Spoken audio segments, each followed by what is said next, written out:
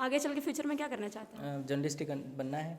As a journalist आपका अर्नब गोस्वामी की इस पे क्या राय है? क्या मतलब आपको क्या लगता है कि उनको जिस तरीके से अरेस्ट किया गया ये सही है?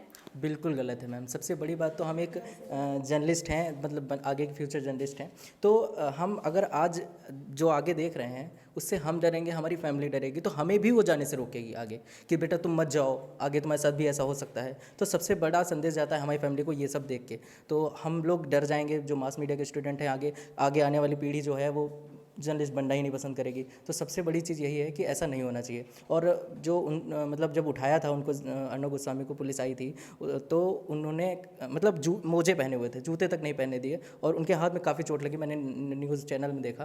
तो सबसे बड़ी बात यही है कि अगर उन्होंने वो कोई आतंकवादी तो थे नहीं जो ऐसे उन्होंने उठाया, और आतंकवादी को भी एक चांस दिया जाता है, उनसे बात की जाती है और प्यार से उठाया जाता है उनको। तो ये बहुत गलत हुआ उनके साथ। एज अ जर्नलिस्ट आपकी क्या ओपिनियन है? देखिए, जो भी हुआ सब गलत हुआ, और एक जर्नलिस्ट जो है वो हमेशा पारदर्शी होता है। तो उसके लिए मतलब एक स्टेप बाय स्टेप होता है, जो सही है सिर्फ वही करना चाहिए उसको।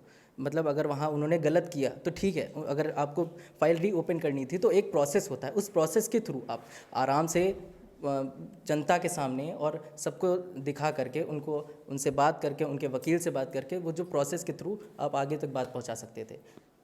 ओके। ये बताइए कि उत्तर प्रदेश सरकार जो फिल्म सिटी बनाने वाली है उत्तर प्रदेश में, उस पे उसके अगेंस्ट हैं उद्धव ठाकरे। तो उद्धव ठाकरे को आप किस तरह का मतलब अपना संदेश देना चाहेंगे, और आपको क्या लगता है कि फिल्म सिटी उत्तर प्रदेश में आनी चाहिए कि नहीं आनी चाहिए? जी बिल्कुल, बहुत अच्छा कदम उठाया जा रहा है। मतलब जो बात की जा रही है, सीएम योगी आदित्यनाथ जी ने कहा है, ये बहुत ही अच्छा कहा है कि अगर उत्तर प्रदेश में फिल्म सिटी बनेगी तो हमारे लिए, मतलब उत्तर प्रदेश वासियों के लिए बहुत अच्छा रहेगा। और ये जो उद्धव ठाकरे कह रहे हैं कि फिल्म सिटी नहीं जाने देंगे, तो ये उनके हाथ में नहीं है। फिल्म सिटी हम कहीं भी बना सकते हैं, हमारी सरकार कह रही है तो कहीं भी बन सकती है, और बहुत अच्छा है। और हमारे उत्तर प्रदेश के लिए जो कई यहाँ के लोग जो वहाँ नहीं पहुँच पाते थे, जो वहाँ जाकर के कड़ी स्ट्रगल नहीं कर पाते थे, यहाँ अच्छे से जाकर के कर सकते हैं। दिन प्रतिदिन जिस तरह का पत्रकारों पर हमला होता जा रहा है और उनको कई तरह की दिक्कतों का सामना करना पड़ रहा है, तो उससे बताइए, उससे कैसे निजात मिल सकता है लोगों को? मतलब पत्रकारों को कैसे निजात मिल सकता है? पत्रकारों के लिए सबसे, ये जो टाइम चल रहा है बहुत ही कह सकते हैं कठिन, जो बहुत ही बुरा वक्त चल रहा है। ऐसे में लोग सच जो बोलते हैं उनकी आवाज़ वहीं पर दबा दी जाती है। तो हम लोगों के ऊपर सब हाथ रखते हैं कि नहीं, हमें नहीं बोलना है, ये बोलना है, ये नहीं बोलना है। तो ये हटना चाहिए। जैसे पहले हुआ करता था कभी कि पत्रकार निडर होकर बोलते थे कुछ भी, लेकिन आज जो सरकार के मतलब हाथ में रहते हैं हम लोग कि हाँ ये बोलना है, ये नहीं बोलना है, तो ये सब नहीं होना चाहिए। और पत्रकारों के लिए अब सबसे बुरी चीज़ यही है।